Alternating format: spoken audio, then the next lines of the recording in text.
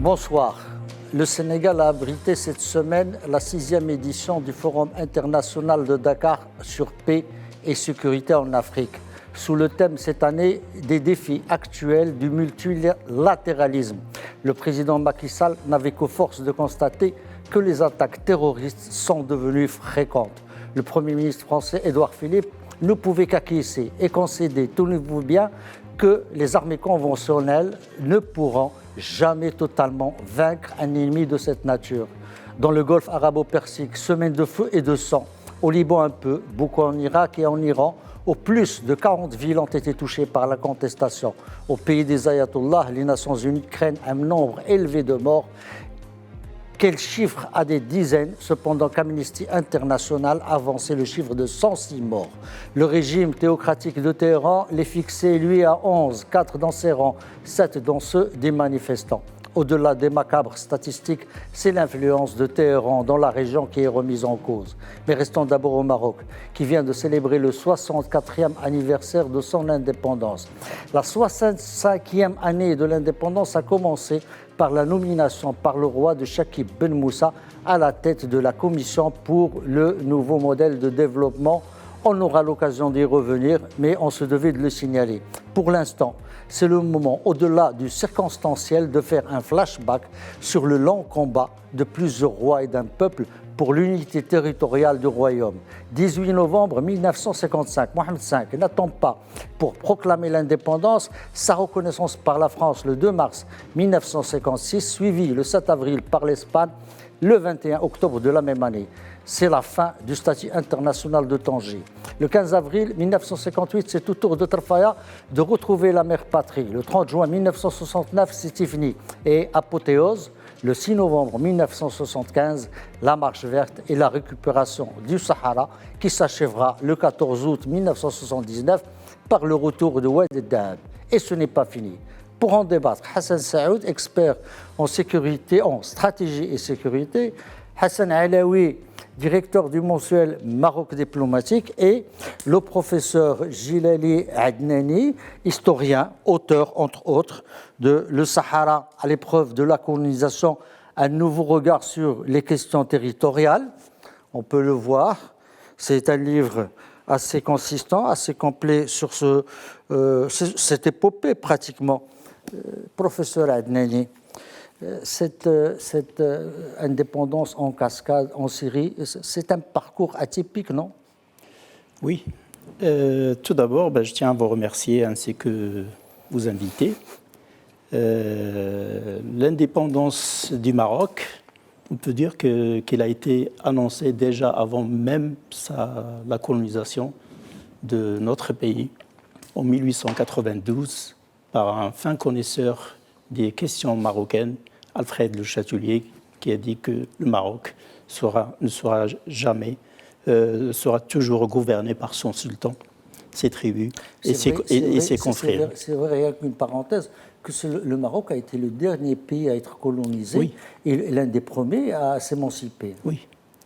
Et donc, ce monsieur a évité une colonisation de l'Algérie et du Maroc, parce que le projet colonial français, c'était de faire une seule colonie. Le Chatelier et d'autres ont fait que le Maroc doit être un protectorat, un peu comme la Tunisie. Mais le Maroc, c'est le dernier pays à être colonisé donc, en 1912, officiellement. Mais les amputations territoriales ont été déjà amorcé avant 1900 et... En 1884 avec la bataille d'Isly. Avec la bataille d'Isly, donc après la bataille d'Isly en 1844 et la signature des traités de l'Alhambra, oui, on a exploité donc l'article disant que après Tignat Sassi, c'est le désert, c'est le khala, et cette notion de khala sera adoptée plus tard en 1974 comme norme juridique par l'Organisation des Nations Unies pour dire que ces territoires étaient vides, terra nihilus. Terra nihilus. Et la France va exploiter même ce concept en 1958 pour créer l'OCRS et dire que le Sahara c'est une invention française. Or, la colonisation française s'est appuyée sur une présence marocaine, une présence marsanienne, un mode de gouvernement marocain.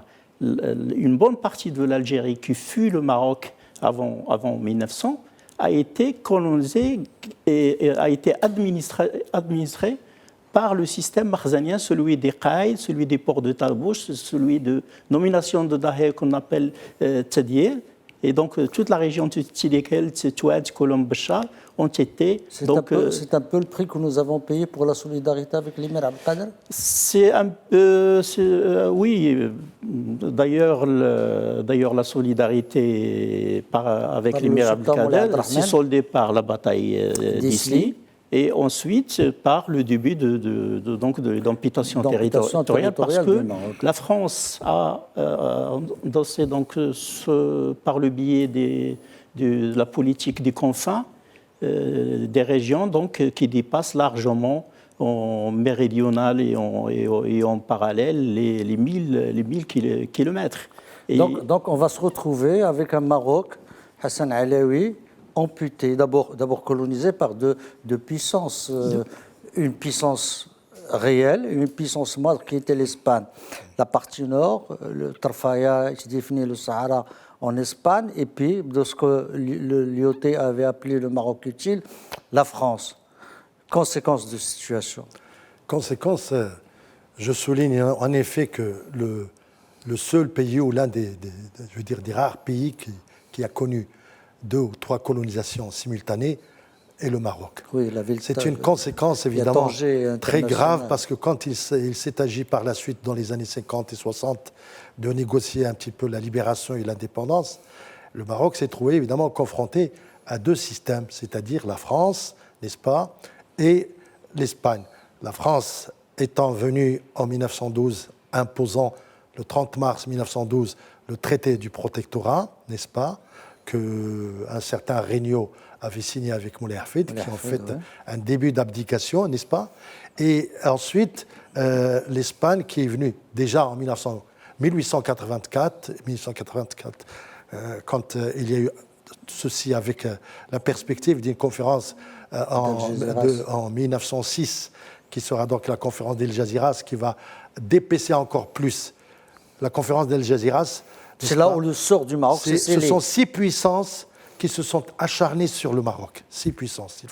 La France, l'Angleterre, la Russie, l'Allemagne et l'Espagne, évidemment, et l'Angleterre, n'est-ce pas? Et tous ces pays, évidemment, ont un peu, si vous voulez, réduit la carte du Maroc en peau de chagrin. Évidemment, puisqu'il faut résumer tout de suite, il y a eu la Deuxième Guerre, les conséquences de la Deuxième Guerre, l'arrivée, de la France maintenant avec... la Première Guerre. La Première Guerre et le maréchal Lyoté jusqu'en 1925. Ensuite, la perspective de nommer un souverain à la place de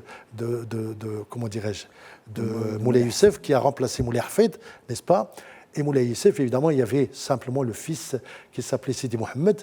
C'est Mohamed V, le sultan. C'est Mohamed Ben Youssef, qui, disait-on à l'époque, était choisi parce qu'il était indolent, il était doux, qui va les étonner. Qui va les étonner parce qu'il se révélera un roi acharné, un roi patriote et tout ça. Et donc, on va vers un petit peu le règne de Mohamed V qu'on va discuter tout à l'heure, qui est un règne commencé dans un petit peu une espèce de cohorte de violence et tout, et de la naissance du nationalisme hafez, le nationalisme marocain, qui a aussi connu l'épisode douloureux, il faut le dire, du traité berbère, de Daïr berbère, en 1930. Et tout ça, évidemment, ça nous a emmenés jusqu'à la libération, jusqu'au coup du général Guillaume, le 20 août 1953. Hassan Saoud, est-ce que cette multiplicité des convoitises autour du Maroc, finalement, ça a été une bénédiction ou une malédiction? Je vais vous dire, comme vous l'avez dit... Parce qu'on pourrait estimer que ça a donné au Maroc de l'Est pour pouvoir jouer au début, mais en même temps, ça a retardé, on reviendra vers vous, professeur, la récupération de l'ensemble du territoire national. Voilà. Nous avons un protectorat ou une colonisation tripartite. Beaucoup plus que tripartite quand je reviendrai à Tanger. Parce qu'ils sont 6 dans le conseil d'administration de Tanger. Oui, et je vais vous dire pourquoi. Le nord espagnol, le centre jusqu'à Agadir et jusqu'à Guelmim, le français, et puis vous avez le sud espagnol. C'est ça qui a fait, comme vous l'avez dit, la récupération par péripétie. C'est quand même compliqué quand on voit comment le Maroc a pu, au fur et à mesure, acquérir son indépendance. Et vous aviez la zone internationale de Tanger, internationale. Pourquoi? Parce que c'était une position géostratégique majeure pour toutes les puissances. Ouais. Vous avez dit qu'ils étaient 6. C'est l'autre partie de la pince. Et oui, parce que c'était un passage obligé, la Méditerranée atlantique, et c'était important, ça le demeure maintenant, à l'époque. Et donc toutes les puissances étaient là, parce qu'il y a tout un travail d'espionnage et de lutte d'influence et qui partait de là et qui se traduisait sur cet espace. Voilà pourquoi, c'est comme venait de le dire Hassan, c'est inédit, peut-être dans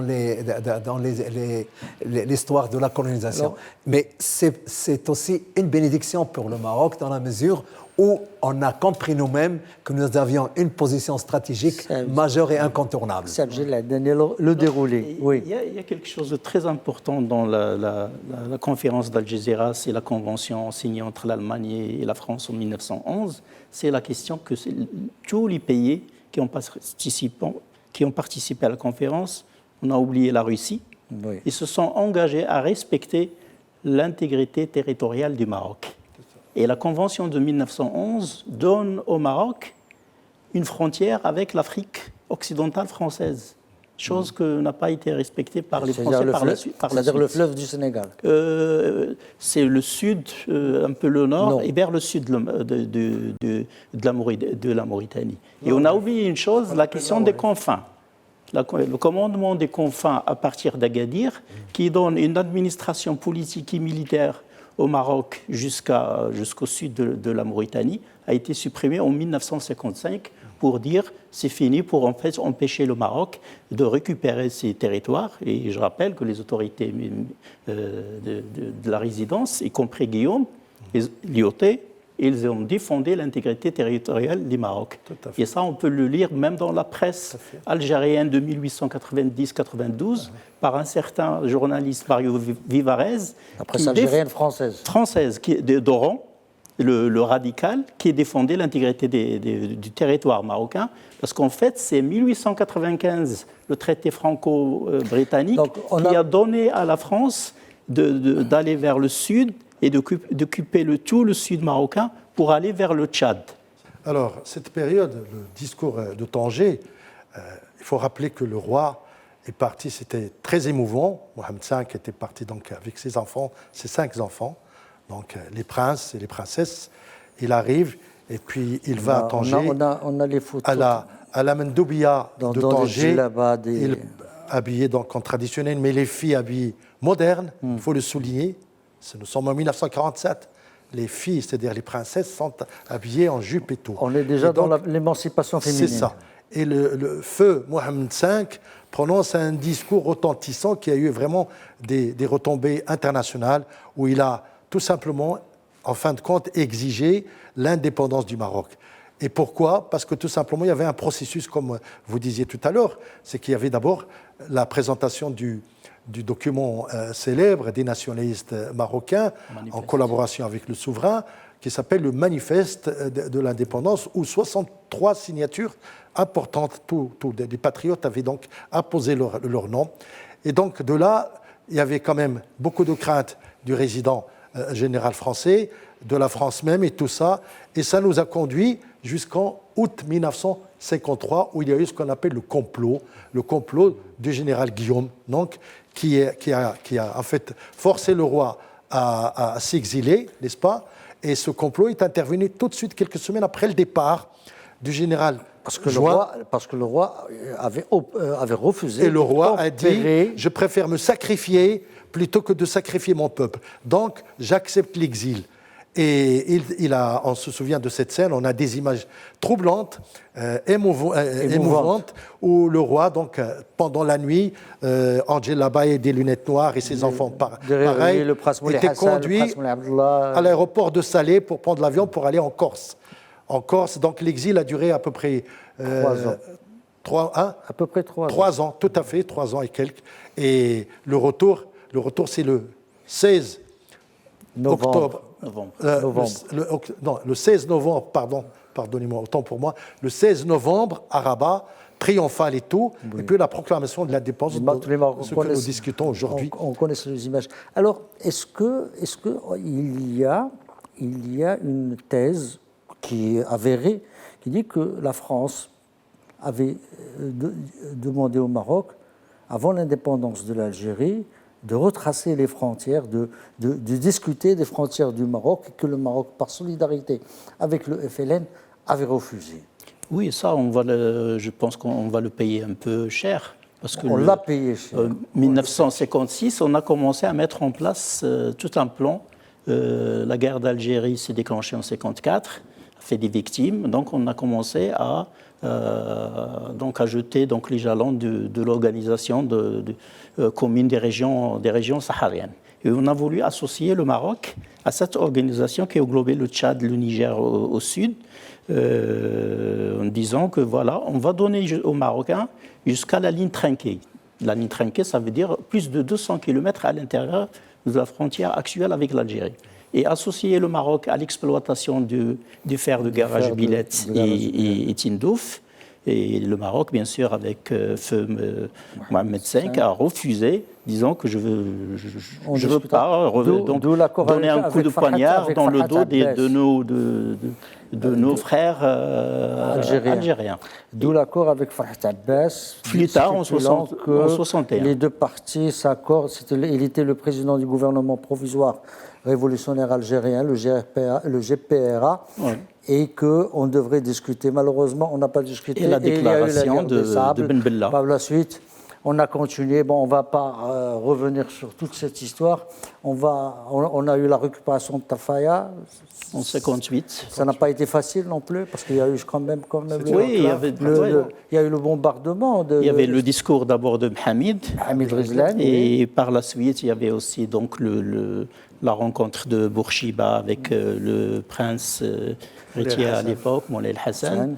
Et donc, par la suite, l'Espagne a cédé. Mais il faut rappeler une chose par rapport à la question de la décolonisation et la question de la nature des territoires, c'est que Tal Fayas c'était considéré comme le Maroc méridional protectorat et la zone de Saqi el-Hamra, une zone d'influence octroyée par la France à l'Espagne. Et la seule colonie, c'était Rio de Oro, mais en fait, c'était le seul point de Villa Cisneros. Parce qu'il faut attendre 1940 et au-delà, et surtout la découverte des réserves de phosphate de Bocara, pour voir les Espagnols dire maintenant on est dans la colonie et dire que tout le territoire s'appelle le Rio de Oro, alors que ce territoire était gouverné depuis Tétouan par l'acte d'allégeance de Béa, par le khalifa sultanien qui nommait donc les agents marzen au Sahara, jusqu'en 1944. Oui, 49. Après Tarfaya, il y a Ifni, en 69. Il y a une récupération qui se fait plus ou moins bien. Entre-temps, il y a eu l'opération Écouvillon et le mouvement de libération nationale, 58.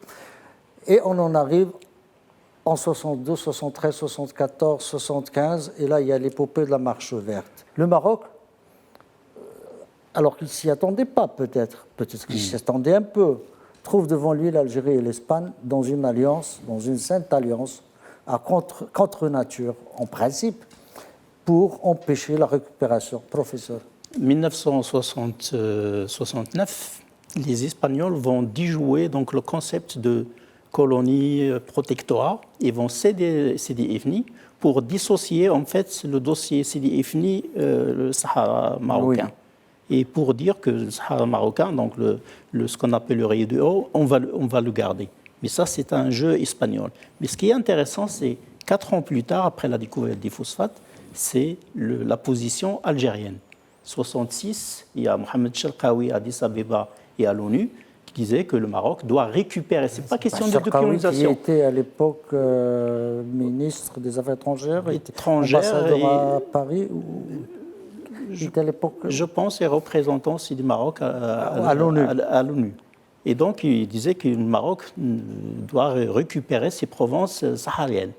Et là, il y a la position algérienne, donc le représentant algérien qui disait non, l'Algérie a un droit de regard, il a même un intérêt dans la région parce que, en fait, il ne le disait pas, parce que dans la région, il y a 50 000 nomades et la région ne mérite pas une décolonisation. Pourquoi ? Parce qu'ils étaient sur un accord avec les Espagnols pour exploiter le fer de garage Billet et les phosphates de Bokara. En fait, l'Algérie, avec le projet colonial de Jules Cambon, celui d'accorder à l'Algérie un port ou une partie du territoire sur l'Atlantique, ce qui constitue le fondement de la position. Je peux éclairer rapidement une seconde. Parce qu'il ne nous reste pas beaucoup de temps dans cette première partie. Une seconde. On est presque à la fin. On part quand même de la guerre des sables en 1963. Oui. L'accord avec la supervision donc, du Négus. Il nous faudrait une D'accord. émission Puis on arrive quand même ça. à janvier 1969, n'est-ce pas, le sommet d'Ifrane. Le sommet d'Ifrane, on a à peine évoqué, mais on a les relations bilatérales et on s'est, penché beaucoup plus sur ce qu'on appelle les frontières. Or, les frontières, bien sûr, la France, comme vous avez dit tout à l'heure, a demandé au roi Mohamed V, voulez-vous négocier tout de suite les frontières, et celui-ci, il leur a dit non, j'attendrai l'arrivée de mes frères. Et puis surtout maintenant, en 69, il y a eu quand même le traité d'Ifrane. Mais les problèmes des frontières n'ont jamais été très réglés. Nous allons passer rapidement. Parce qu'il y a des territoires marocains qui ont été carrément concédés à l'Algérie. Il faut quand même le dire un jour. Oui, mais vous l'avez dit, et c'est très bien ainsi. Donc nous arrivons à la marche verte, la récupération du Sahara. On en verra une petite partie lors de la deuxième partie. À tout de suite. Rebonsoir. Donc nous sommes toujours dans le débrief avec Hassan Saoud, expert en stratégie et sécurité, Hassan Alaoui, directeur du mensuel Maroc diplomatique, et Jilali Ladnani, historien, professeur à l'université Mohamed V, auteur de Le Sahara à l'épreuve de la colonisation. On en était à la marche verte, donc voilà, arrive la marche verte. Arrive la marche verte et on est confronté toujours à la notion de terra nullius. Le Maroc a présenté donc son dossier pour récupérer son Sahara. Et on va essayer de condenser. Et la Cour de justice a été obligée de répondre à la question est-ce que ces régions appartenaient au Maroc. Oui, d'accord. Donc on a eu la marche verte, il y a eu les accords de Madrid, il y a eu la récupération du Sahara, il y a eu le partage. Hassan Alaoui. Le partage, évidemment, c'est la suite c'est l'accord de Madrid tripartite, comme on dit. Non, mais pourquoi le partage ? Pourquoi le partage ? Parce que la Mauritanie était partie prenante. Oui, mais pourquoi elle était partie prenante ? Elle était partie prenante tout simplement parce que, historiquement, il y a des liens ethniques. Parce que le Maroc de Hassan II avait décidé de neutraliser la volonté algérienne qui agissait dans les coulisses pour contrer la récupération du Sahara. Et Houari Boumediene, je vous le rappelle, avait déclaré au sommet arabe en 1974... Sommet africain de 1972, d'abord. D'abord, 1974, n'allons pas trop dans les détails. L'essentiel, c'est que l'Algérie avait demandé au Maroc s'il y a un accord maroco-mauritanien, il n'avait qu'une opposition. Hassan II, pour neutraliser l'Algérie, il a fait l'accord de Hassan Saoud. Il a fait l'accord de Madrid et de partage. L'accord tripartite. Oui. Le 14 novembre, effectivement, dans lequel la Mauritanie est partie prenante. Mais c'était surtout pour neutraliser les velléités. Exactement, qui était annoncé en dernier ressort de manière assez... et encore une fois, après l'accord avec le GPRA, c'est un autre reniement. Absolument. Nous sommes dans le deuxième reniement, mais il faut le dire aussi, c'est que le Maroc avait avec lui un consensus national sur l'affaire. Ça, c'est sûr, on le connaît, c'est l'apothéose, c'est la marche verte. Exactement. Et donc, un rare moment de l'histoire. Absolument. Parce que, Et donc, mais en 79, le Maroc récupère aussi Ouaddahab, la partie Ouaddahab. confiée. enfin, l'histoire à la se rétablit d'elle-même. Se rétablit. Voilà. Continuité historique et tout, n'est-ce pas, spirituelle, humaine, tout simplement. Donc, la cérémonie de restitution, je veux dire, de retour de Ouaddahab au Maroc, c'est une cérémonie magnifique. Moi, j'y J'ai été. Oui, moi j'y étais pas, mais je l'ai vu à la Arrêtez. télévision, j'étais tout aussi ému. Au journal le matin, on ne faisait que ça. Donc, Donc, il y a la récupération, mais là, j'aimerais bien arriver. Il y a récemment, l'un des candidats à la présidence en Algérie est revenu sur cette histoire de partage. Il a dit une patrie, ça ne se partage pas quand elle vous appartient, sachant que le Maroc. Or, l'Algérie qui avait poussé vers ce partage, qui l'a renié par la suite, que l'histoire d'elle-même s'est rétablie, c'est-à-dire il y a eu presque une intervention, j'allais dire, immanente, divine, pour remettre les choses dans l'ordre, et on arrive en 2007 avec Becker, et c'est les Algériens qui proposent le partage. Ouais. Ben, la position algérienne est passée... 2004. 2004, pardon. Est passée depuis son indépendance d'une partie intéressée à une partie concernée, Prenante. à un pays impliqué.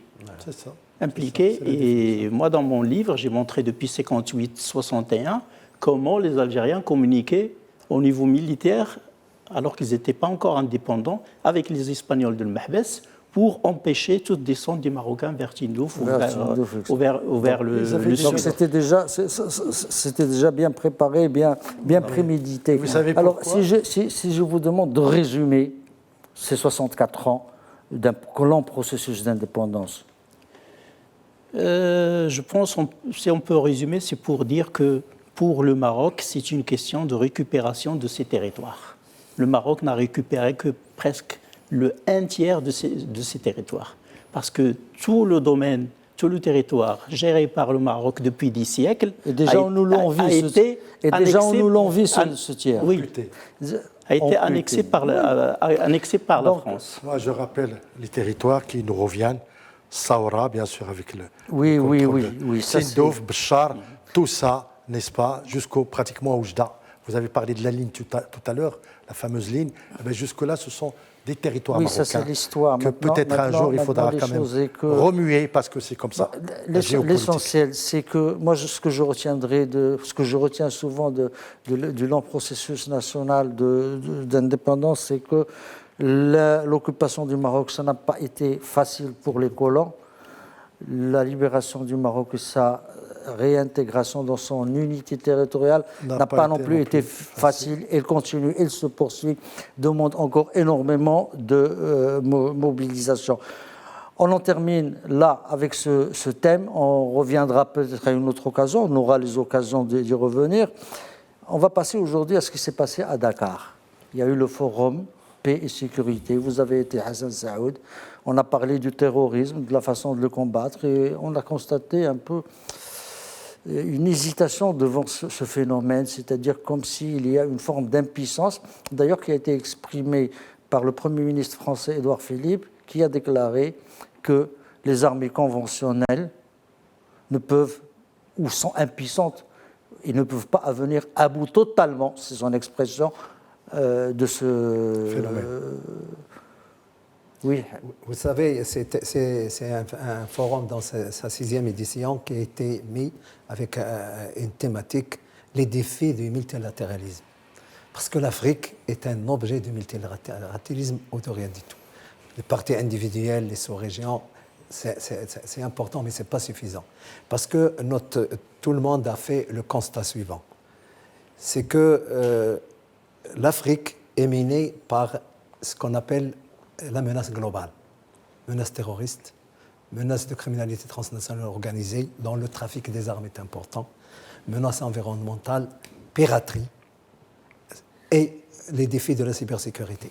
Donc c'est une menace globale qui doit être traitée de manière multilatérale. Pourquoi on a parlé du défi du multilatéralisme? Parce qu'il y a des velléités de certaines puissances pour le déconstruire et pas des moindres puissances. Donc, le défi du multilatéralisme, c'est de lui opposer le multilatéralisme. C'est ça la solution. Comme disait... Oui, mais elle ne se fait pas par une baguette magique. Donc, qu'est-ce qu'on en a conclu? Voilà, on en a conclu. Le Premier ministre français n'est pas le seul à faire la conclusion. Je prends le Premier ministre français, président mauritanien, parce qu'il est très impliqué, parce que la France est très impliquée au Mali, qu'il a été très impliqué au Liban pour le détruire. C'est-à-dire qu'on a parfois envie de dire que c'est facile de détruire les structures étatiques d'un pays et c'est très difficile de les reconstruire en les offrant pratiquement sur un plateau d'argent au terrorisme. Vous avez perçu la problématique. Quel est ce problème-là? C'est que nous avons un millefeuille de structures de lutte contre le terrorisme complètement disparates. Vous avez les États individuels, vous avez les communautés économiques régionales, vous avez les missions des Nations Unies et vous avez les coalitions, le G5 et la multinationale Task Force dans les Grands Lacs. Mais tout ce beau monde... Les Grands Lacs, c'est Tchad, Niger, Nigeria. Voilà. Et donc, tout ce monde-là travaille sans aucune coordination. Et c'est un vrai problème. Nous avons ce problème-là de coordination. Est-ce qu'au Forum de Dakar, on a dit où se trouvait le problème de ça? Oui, alors, tout à fait. Lequel? Le problème dans cette lutte contre le terrorisme et ses pendants, c'est qu'il n'y a aucune coordination, aucune cohérence et une cohésion dans la lutte. Il y a des différences d'agenda. Et on ne peut pas combattre ce terrorisme-là, qui est en train, il faut le signaler, de creuser par effet domino, excusez-moi, de terminer, pour atteindre certaines zones dont on ne s'y attendait pas, cette nébuleuse. Burkina Faso, Niger, oui. Et puis il y a la coalition terroriste. Les deux, aussi bien le groupe État islamique dans le Grand Sahara que le groupe... Est-ce qu'on a pointé des responsabilités? On a pointé plutôt des dysfonctionnements. Les responsabilités, vous savez, dans des forums comme ça, même si j'ai noté personnellement pour connaître comment ça se passe, qu'il y a moins de complaisance pour dire la vérité. Et pour dire la vérité à qui? À ceux qui étaient là, c'est un forum, mais franchement, il y a eu du courage à identifier les états des lieux et les incohérences et les dysfonctionnements, et tout le monde l'a entendu. Aussi bien le président Macky Sall, qui a été fort dans son discours, oui. Le président mauritanien a épinglé des vérités qui ne peuvent... Vous pouvez les énumérer rapidement? D'abord, tout le monde, les deux chefs d'État ont dit, tant qu'on n'aura pas réglé le problème libyen de manière africaine, c'est-à-dire faire taire les armes, il y aura toujours il y aura toujours de l'exportation du terrorisme. Oui, le problème libyen. Le problème libyen, le trafic des armes provient de là-bas. L'entente et le partage des renseignements avec toutes ces structures-là. Le Sahel, tout ça. Tout le Sahel, aussi bien entre États qu'entre régions, avec les organisations internationales, qui est important. Et puis, il faut revenir, et tout le monde l'a dit, on ne peut pas combattre une poignée de gens avec de l'agilité et de la fluidité avec des unités conventionnelles, c'est une réalité. Maintenant, il faut changer de tactique et tout le monde a dit que le modèle de lutte n'est plus adapté. Mais c'est quelque chose qu'André Malraux il a dit il y a 50 ans. La répression provoque le terrorisme, le terrorisme provoque la répression organise le terrorisme, parce que là, on n'en finit pas. Bon. C'est un désordre qu'il faut réorganiser malheureusement.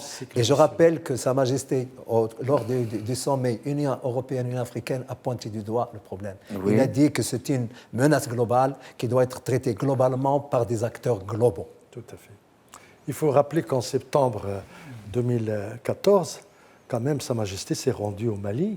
Vous vous souvenez, avec le président français François Hollande.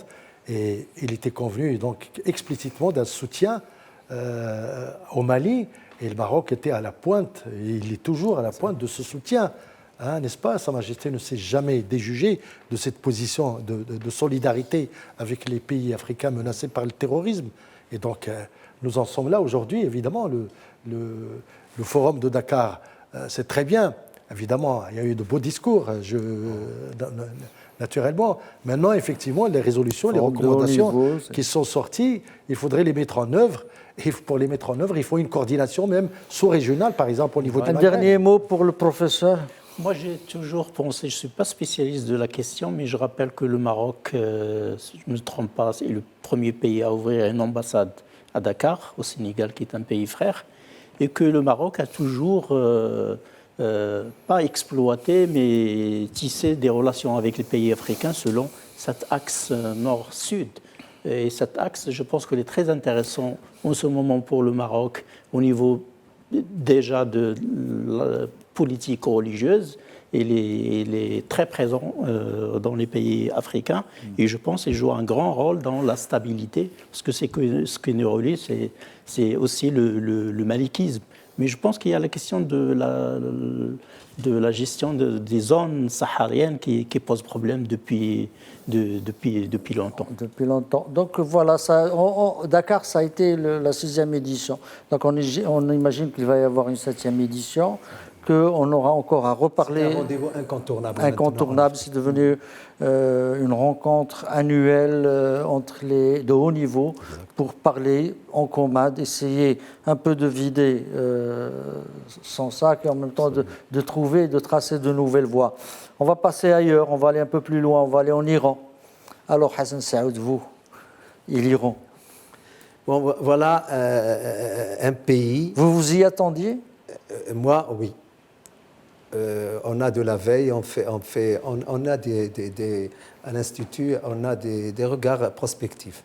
Voilà un pays qui va être un leader, qui veut se projeter, qui veut faire de l'hégémonisme. Ça, c'est sur le plan de l'analyse. Et l'hégémonisme, il coûte cher et ça se paye. Au détriment de la vie des citoyens de ce pays qui compte quand même plus de 80 millions d'habitants. Voilà un Iran dont l'argent des contribuables va dans l'armement des milices un peu partout. Liban, Syrie, Irak et maintenant le Yémen, sans les projections sur l'Afrique. Tout ça, cher Kamal, coûte cher. Et quand vous armez, l'argent, ce n'est pas de la boulangerie, et ça se fait au détriment. Qu'est-ce que nous avons maintenant comme Iran? Un grand exemple économiquement avec les sanctions. Le pétrole reste à $60.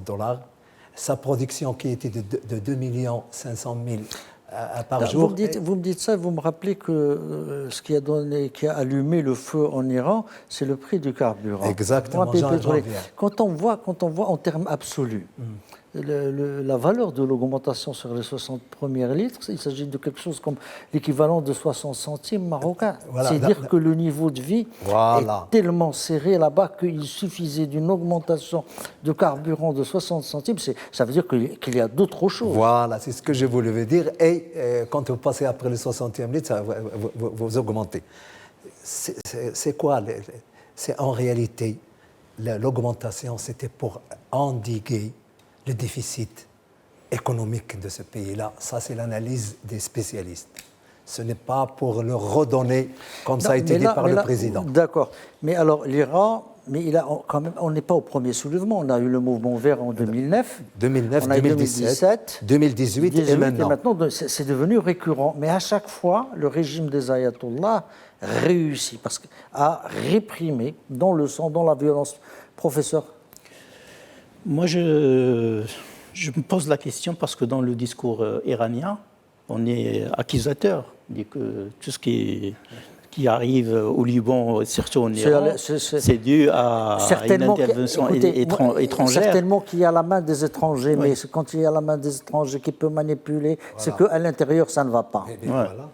Et le problème, c'est lié à la situation en Syrie, ce qui s'est passé en Syrie, à cet hégémonisme iranien qui, en fait, il a un peu les moyens, c'est la manne pétrolière, cerceau, mais au niveau stratégique, au niveau Il paraît que la militaire et Syrie, ça lui coûte économique. 6 milliards de dollars Oui, par an. on ne fait pas le poids devant les... Et l'Iran, ça a été même au temps du Shah, ils ont bousculé un peu les Émirats arabes unis. Est-ce que finalement l'Iran n'a pas été un peu prétentieux dans ses prétentions? Bien sûr, il y a une volonté clairement exprimée, manifeste, d'hégémonisme dans la région, dans le pourtour.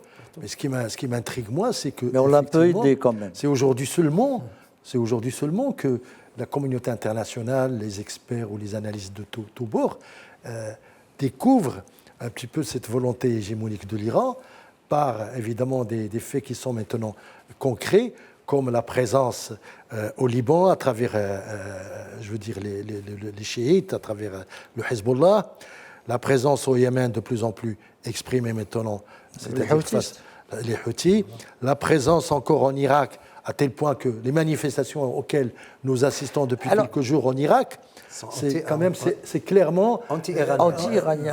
Clairement anti-iranienne pour dire Non, mais on veut pas être... le fait nouveau, c'est que ce sont des chiites qui se soulèvent contre la mainmise, que ce soit au Liban, que ce soit en Irak. Oui, mais là, attention, il y a chiisme et chiisme. Il n'y a que le on ne va chiisme pas rentrer iranien. dans les nuances des Non, chiismes. mais on va rentrer dans ces nuances parce qu'au Liban, c'est quand même le confessionnalisme qui a suscité un petit peu cette révolte. Non, mais et je c'est-à-dire précise, après je vous laisse la nouveau. parole, il y a aussi l'autre élément qu'il faut mettre en évidence, l'histoire de l'assassinat par Israël du leader, je veux dire, palestinien dernièrement, Abu Ala, n'est-ce pas? Pourquoi? C'est quoi? C'est parce qu'eux, ils ont vu en lui le représentant, vous voulez, du chiisme qui est en train d'influencer Hamas et tout le reste, et ils l'ont donc ciblé. Ça veut dire que même en Israël, ils sont inquiets de la Hassan présence... n'est pas d'accord. Non, bon. L'autre Il y a- Hassan, il y a- il y a- Hassan il y a- Saoudi. il y a des relations. je vous Il ne dis faut que- pas sous-estimer la population iranienne. On peut dire les États-Unis, Israël, les puissances conservatrices, comme ils disent, mais c'est la 40 villes qui ont contestation- été touchées. Exactement. Et c'est dans les 4 coins du pays. Exactement. Plus de 40 villes, vous l'avez dit. Et l'installation de la contestation en Iran est devenue une réalité à laquelle les mollahs, le pouvoir répond avec beaucoup de violence, mais ça n'entend pas la détermination. Sauf que maintenant, il y a les images, mais on n'a pas... Maintenant, depuis vendredi, on est à huis clos. Internet a on été est dans coupé. le huis clos. Rien ne sort de l'Iran. On ne sait vous pas ce l'avez qui se vécu. Ça passe. sort un peu, ça Vous sort. l'avez vécu, ne sommes-nous pas en train de vivre une contre-révolution genre 1979 quand les mollahs, bien sûr, c'est exactement comme ça que ça a commencé. c'est pas ça. Les bazars. Mais il faut être prudent et, Oui. et Vous savez que, prêter vous savez que attention. la milice iranienne compte 130 000 membres. Rien que la milice, je ne parle pas de l'armée, je ne parle pas des forces de l'ordre, je parle les rien que passes la d'Arabes. Rien milice. que ceux qui sont sous les ordres de l'Ayatollah Khamenei. Rien que ça. Rien que ça. Et ouais. c'est les plus puissants parce Les gardiens qu'ils de la Révolution. ils sont économiquement très forts et c'est parce qu'ils ont des entreprises, c'est une armée. Non, et puis il y a le clergé qui... Exactement. Mais il y a quand même, malgré Absolument. cette puissance de frappe possible, il y a régulièrement, aujourd'hui, depuis 2009, on a eu la parenthèse 2009-2017, mais depuis 2007, c'est chaque année une révolte.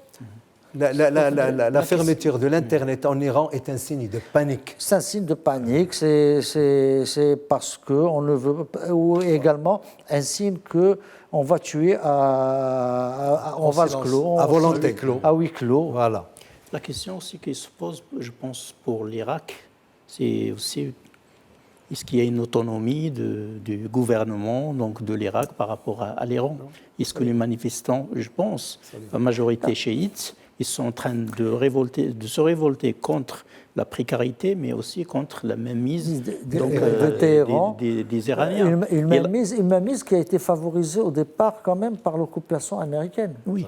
Et pour deux grands producteurs de pétrole. On ne peut pas oublier non plus cette partie. C'est-à-dire, bon, mais aujourd'hui on est en train d'assister, moi ce que j'aimerais bien comprendre avec vous et avec les téléspectateurs, c'est que le Hezbollah, malgré sa puissance au Liban, malgré sa force d'organisation et sa discipline, il a subi de la contestation. En Irak, on est devant une contestation ouverte. Et parmi les manifestants, en Iran, il y avait qui reprochaient au pouvoir iranien de s'occuper beaucoup plus de l'extérieur et de l'expansionnisme que de s'occuper de son bien-être et du développement. C'est ça ce qui est nouveau. C'est le changement. C'est ça le changement que l'Iran a connu. Oui, moi je me rappelle que visitant Beyrouth, il y avait quelques grandes pancartes qui parlent de la dignité, de combat, du Hezbollah, tout ça, mais de l'autre côté, il y a des gens qui affichent leur volonté de tout simplement vivre, parce que le pays est invivable sous domination donc, de confessions et surtout des Hezbollah. La question que je me pose, c'est la question, est-ce que la manne pétrolière toute seule peut assurer la stabilité dans un pays? Donc, pas seulement l'Irak, pas seulement l'Iran, mais... On le voit en Iran. Moi, je crois qu'il y a un élément qu'il faut quand même rapidement mettre en évidence, c'est le fait que le retrait de l'Iran de l'accord nucléaire de 2015, quand même, parce qu'il s'est retiré maintenant officiellement. Il ne s'est pas retiré officiellement. Ben, si. Non. Il n'a pas respecté en tout cas le protocole. Il a revu en baisse. Non, c'est les États-Unis qui se sont retirés d'abord. Bien sûr, ça c'est officiellement, c'est Trump. Mais lui, ce qui reste, les Européens, c'est-à-dire c'est que l'accord de 2015 de nucléaire lui a permis de souffler, de récupérer, d'essayer. Après le retrait américain, l'étau s'est de nouveau resserré. Oui. Et donc, il s'est trouvé amputé de beaucoup de moyens. C'est-à-dire le bol d'air que lui a apporté cet accord, c'est tari. Oui. Bon, on en est là. Maintenant, Hassan Saoud, est-ce que... Non, rapidement, parce que je n'ai pas fini, rapidement. Il n'y a pas que les Américains qui comptent dans cet accord. Il y a quand même les autres, la communauté internationale qui n'a pas, qui ne s'est pas déjugée. Donc, Hassan Saoud, comment peut-on prévoir rapidement alors comment peut-on prévoir les semaines à venir en Iran? Moi, je pense que la contestation... Est-ce qu'on peut prévoir d'abord? Vous l'avez bien dit, elle est à huis clos. Les images existent. Il ne reste que 5% d'Internet. Il est gouvernemental, mais il y a des gens qui...